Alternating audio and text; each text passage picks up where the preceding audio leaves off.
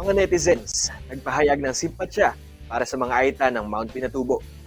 Hindi naman kami dapat nalubos na nag-aarang.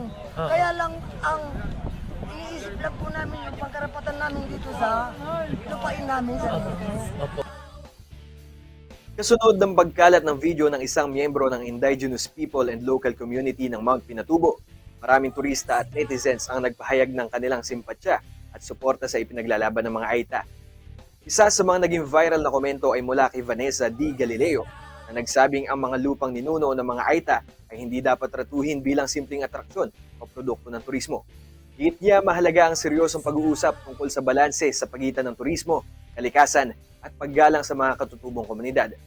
Aniya ang hindi paggalang sa karapatan ng mga aita ay hindi tunay na turismo, kundi isang anyo ng pagsasamantala. Noong Abril 18, 2025, pansamantalang naantala ang trekking sa Mount Pinatubo matapos harangin ng mga aita ang daan sa bahagi ng Kapas Tarlac. Ginawa nila ito bilang kilos protesta laban sa komersyal na turismo na isinasagawa sa kanilang ancestral land. Ayon sa kanila, wala silang natatanggap na benepisyo mula sa mga aktibidad kahit pa ang lupang tinatahak ng turista ay bahagi ng kanilang tahanan at kultura.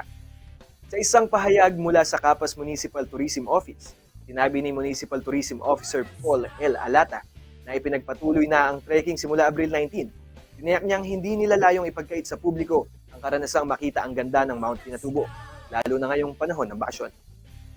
Dagdag niya, pinapalakas na rin nila ang koordinasyon at seguridad sa tulong ng PNP at Philippine Air Force upang matiyak ang kaayusan at kaligtasan sa lugar. Gayunpaman, hanggang ngayon ay wala pa ring matibay na aksyon o malinaw na tugon mula sa Tourism Office at LGU hinggil sa mga hinaing ng mga aita, kaya bukas pa rin ang Mount Pinatubo sa mga turista habang umaasa ang publiko sa isang makabuluhang pag-uusap para sa kapakanan ng katutubong komunidad.